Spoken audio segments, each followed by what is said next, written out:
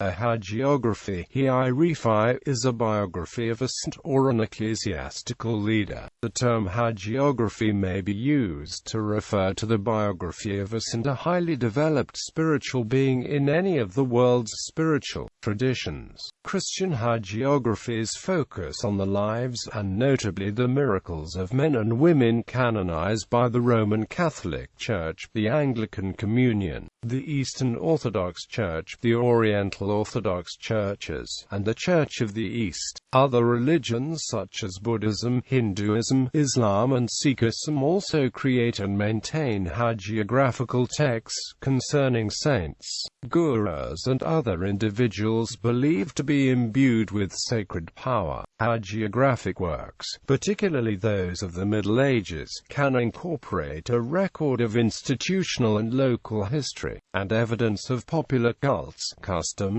and traditions. However, when referring to modern, non-ecclesiastical works, the term hagiography is often used as a pejorative reference to biographies and histories whose authors are perceived to be uncritical or reverential to the subject. Development. Hagiography constituted an important literary genre in the early Christian Church, providing some informational history along with the more inspirational stories and legend. A hagiographic account of an individual saint can constitute a vita, a biography, a description of the saint's deeds and/or miracles, or an account of the saint's martyrdom, or be a combination of these. The genre of lives of the saints first came into being in the Roman Empire as legends about Christian martyrs were recorded. The dates of their deaths formed the basis of martyrologies. In the 4th century, there were three main types of catalogues of lives of the saints: annual calendar catalogue, or moine, lit.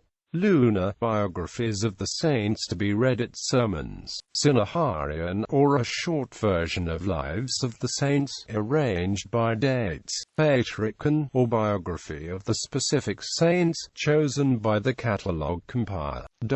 In Western Europe, hagiography was one of the more important vehicles for the study of inspirational history during the Middle Ages. The Golden Legend of Jacob of Aragene compiled a great deal of medieval hagiographic material, with a strong emphasis on miracle tales. Lives were often written to promote the cult of local and national states, and in particular to develop pilgrimages to visit relics. The bronze Gniezno doors of Gniezno Cathedral in Poland are the only Romanesque doors in Europe to feature the life of a saint. The life of Saint Adalbert of Prague, who is buried in the cathedral, is shown in 18 scenes, probably based on a lost illuminated copy of one of his lives. The Bollandist Society continues the study, academic assembly, appraisal and publication of materials relating to the lives of Christian saints. Medieval England. Many of the important hagiographical texts composed in medieval England were written in the vernacular dialect Anglo-Norman. With the introduction of Latin literature into England in the 7th and 8th centuries, the genre of the life of the saint grew increasingly popular. When one contrasts it to the popular heroic poem, such as Beowulf, one finds that they share certain common features. In Beowulf, the titular character battles against Grendel and his mother, while the saint, such as Athanasius' Antony, the character of Guthlac,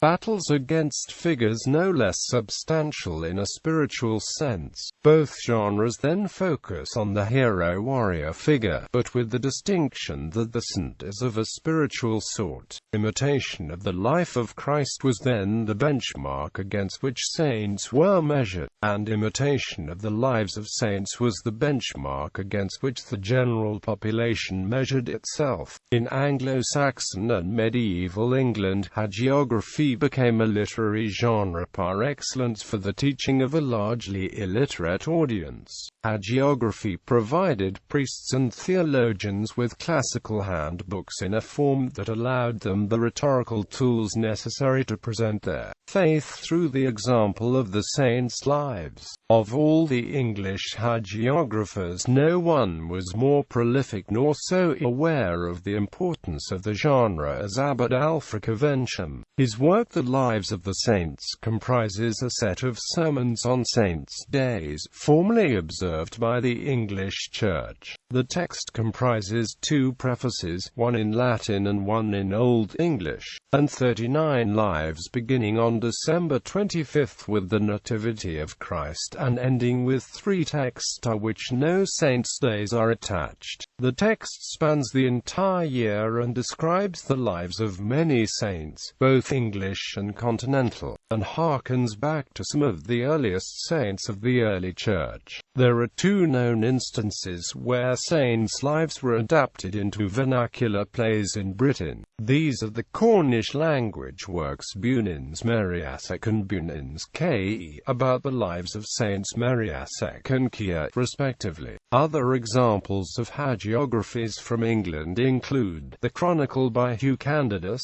the second manuscript, the List of John Leyland, possibly the book Life by St. Cadog. Medieval Ireland. Ireland is notable in its rich hagiographical tradition, and for the large amount of material which was produced during the Middle Ages. Irish hagiographers wrote primarily in Latin, while some of the later saints' lives were written in the hagiographer's native vernacular Irish. Of particular note are the lives of St. Patrick, St. Columba, Colum and St. Brigid, Ireland's 3 patron saints. Additionally, several Irish calendars relating to the feast days of Christian saints contained abbreviated synopses of saints' lives, which were compiled from many different sources. Notable examples include the Martyrology of Tala and the Failera o Enguso. Such hagiographical calendars were important in establishing lists of native Irish saints, in imitation of continental calendars.